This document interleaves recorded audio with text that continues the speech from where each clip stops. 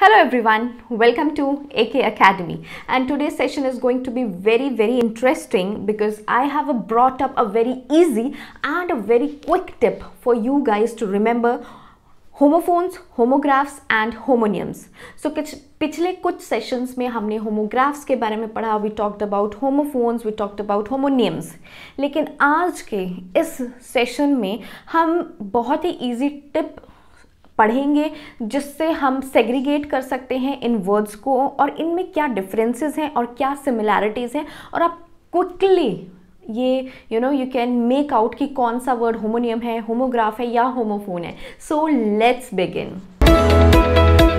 तो सबसे पहले मैं सिमिलैरिटी से स्टार्ट करूंगी. होमोफोन, होमोग्राफ और होमोनियम, इन तीनों में क्या सिमिलैरिटी है? सिमिलैरिटी ये है सबसे फर्स्ट कि ये तीनों ही एक ग्रीक वर्ड से डिराइव्ड हैं. And the second similarity is कि ये जो तीनों वर्ड्स हैं, होमोग्राफ्स, होमोनियम्स एंड होमोफोन्स, इनमें जो मीनिंग्स होते हैं वो एंटायरली डिफरेंट होते हैं. तो अगर हम होमोफोन्स की बात करें, होमोग्राफ या होमोनियम, मीनिंग तीनों के अलग होंगे.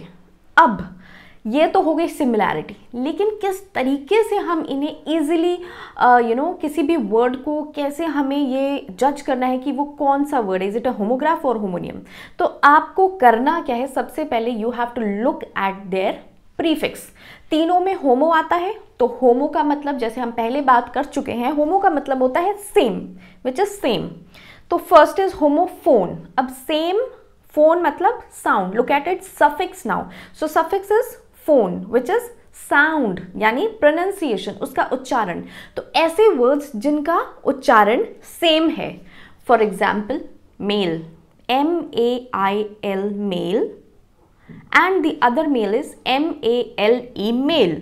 तो जो फर्स्ट MAIL है उसका मतलब आपको पता ही है, the mails which you exchange with people, और दूसरा होता है MALE मेल यानी पुरुष. तो इनका दोनों का ही जो उच्चारण है, the sound, it is same but has completely different meaning. ऐसे कुछ और words can you remember? Just try to recall. Other can be to, TO2 and TWO2. तो TWO पता है, दो. अदर कैन बी BEB, और दूसरा होता है BEEB which is a insect, मधुमक्खी. तो चलिए अब जंप करते हैं towards homograph. Homograph, look at it suffix now. Graph, suffix है ग्राफ. ग्राफ मतलब लिखना. होमो इज प्रीफिक्स. प्रीफिक्स का मतलब आपको पता है सेम. सेम, ग्राफ मतलब लिखना. तो मतलब ऐसे शब्द जो सेम लिखे जाएं, जिनकी स्पेलिंग सेम हो. मीनिंग अब आपको पता ही है, मीनिंग इसका भी डिफरेंट होगा. इसका एक क्विक एग्जाम्पल लेते हैं. रोज, ROSE रोज. रोज यानी गुलाब का फूल. दूसरा रोज भी होता है ROSE, लेकिन उसका मीनिंग अलग होता है, like rose, to get up. Rise का second form of verb, rise, rose, risen, वो वाला rose. Other can be LIVE, live बोल लो, या इसे आप लाइव बोल लो. तो यहाँ पे भी स्पेलिंग सेम है लेकिन मीनिंग भी डिफरेंट है, और इसका जो प्रोनाउंसिएशन है, उच्चारण है, दैट इज ऑल्सो डिफरेंट. तो ये हो गया होमोग्राफ. अब थर्ड है कि होमोनियम्स क्या होते हैं. जनरली लोग होमोनियम्स में बहुत कंफ्यूज हो जाते हैं, लेकिन there is a very easy way to remember what are homonyms. तो ब्रॉडली अगर होमोनियम्स को कैटेगराइज करें, so the words which are both homophones and homographs, they are called homonyms. ऐसे शब्द जिनका प्रोनाउंसिएशन भी सेम है, फोन यानी साउंड, और ग्राफ मतलब लिखना, राइट, टू राइट समथिंग.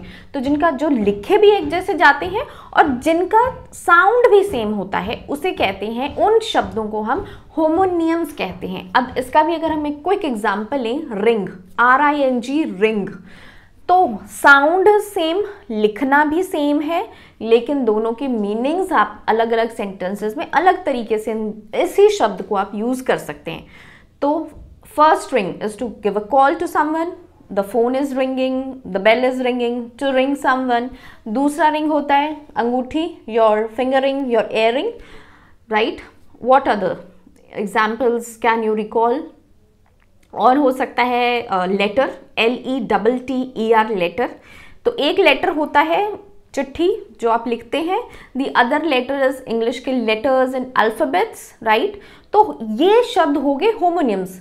क्यों? क्योंकि जो लेटर है वो होमोग्राफ भी है और होमोफोन भी है। ग्राफ मतलब उसकी स्पेलिंग सेम है, होमोफोन मतलब उसका जो साउंड है, जो प्रोनाउंसिएशन है, दैट इज ऑल्सो सेम। तो ऐसे शब्द जो होमोफोन्स भी हैं, होमोग्राफ भी हैं, उनको हम होमोनियम्स कहते हैं। So I am very sure you must have like this video, because in this video I give you a very quick tip कि आप कैसे मेक आउट कर सकते हैं very quickly what are homophones, homonyms and homographs.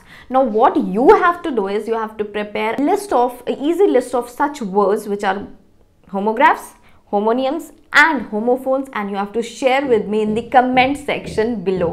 I hope you liked today's video, and if you liked it, please hit the like button, subscribe to my channel, and thanks for watching. Bye bye.